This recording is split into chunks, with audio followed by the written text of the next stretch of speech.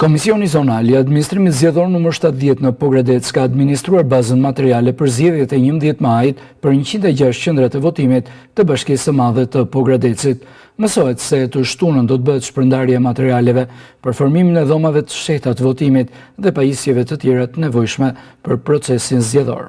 Pjesë e shpërndarjeve do t'jenë edhe materiale të tjera zgjedhore si kutit, fletë e votimit dhe regjistrat e zgjedhësve.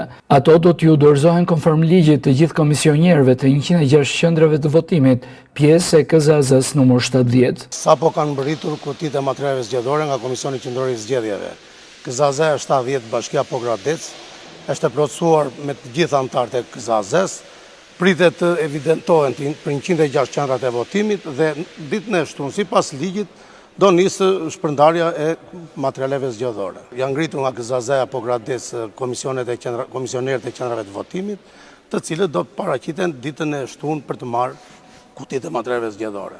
Janë po të njëjtat qendra votimi që kanë qenë dhe në zgjedhjet e mëparshme. Procesi po përgatitet për një zgjedhje të rregullt dhe të sigurt me 11 maj, ditë kur banorët e Pogradecit do të shprehin vullnetin e tyre politik me votë për deputetët e rinj të qarkut të Korçës.